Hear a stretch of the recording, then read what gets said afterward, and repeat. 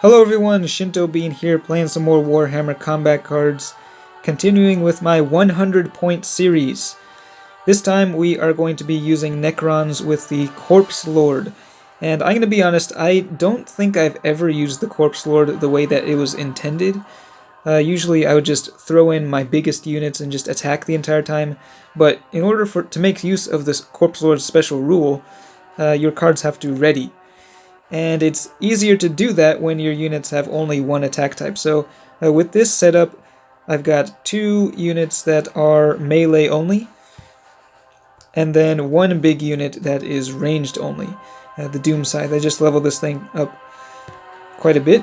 And then we've also got the Tomb Blade in here. This has both attack types, but it has Scout, meaning it will ready on deployment, which also activates the Corpse Lord's special rule.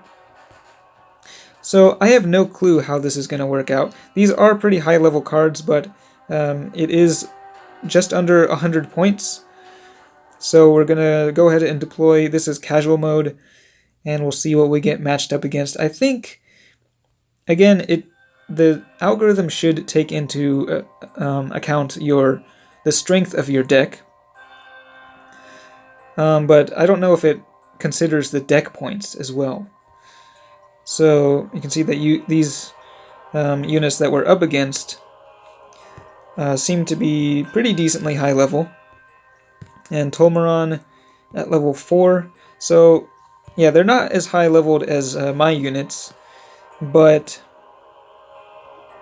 I do believe that they have more total deck points in here. We'll see what the last bodyguard is when it comes out.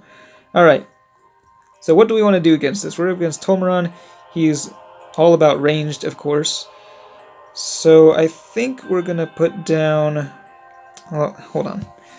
I wasn't actually paying attention to how much damage these things can do. That is a whole lot of damage. Alright.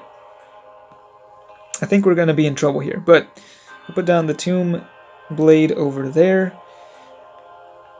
And I forgot that the trait doesn't actually trigger until the battle starts in casual mode. Alright, we'll go with this. We do have the initiative. This is a very speedy deck.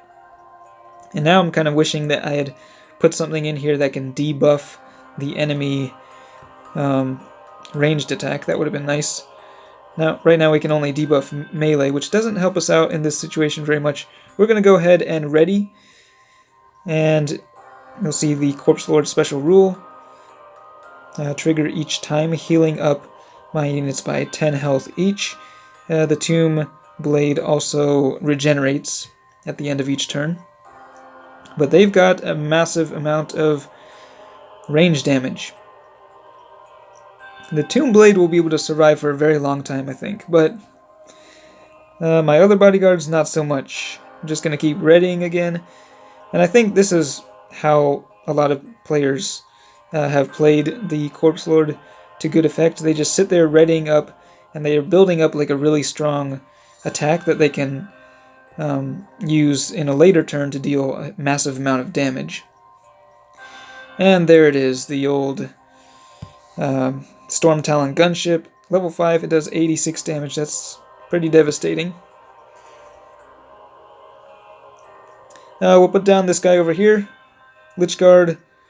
And this is definitely a lot more points than me, because look at that. The Storm Talon gunship is 66 points, and the Invictor 62. That's already over 120 points. So these two units right there are worth more than my entire deck here.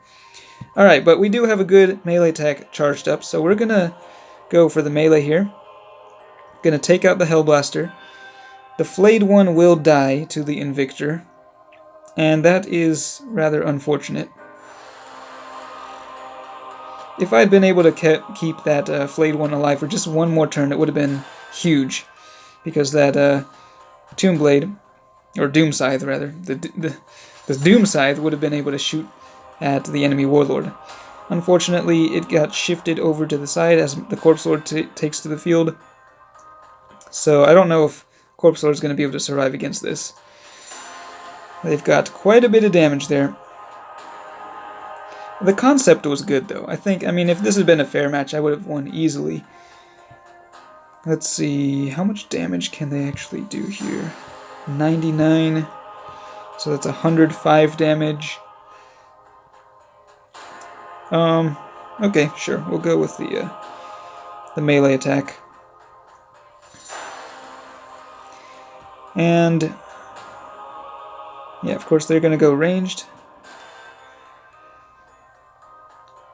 I'd like to try this Doom Scythe out a little more, though. It's an interesting card. Never really used it much. But you know what? It looks like we're actually going to win this. Yep. Alright. There you go. The Corpse Lord at level 8, I mean, he is able to deal a decent amount of damage. So I can win with it either melee or ranged. That was kind of lucky on my part. Barely touched that Storm Talon gunship. It's almost at full health. So I feel like I don't know. I feel like I cheated somehow here. The Doom Scythe able to deal 120 damage there. So I mean, I think the deck functioned the way that it was supposed to. And if it was a fair match, then I mean, you can do quite a bit.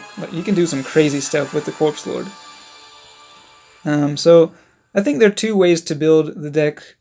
As long as you're not playing against a psychic deck, then you can just sit there and ready every turn with the psychic option and build up a massive ranged or melee attack, or you can also debuff the enemy attack type with these type of cards.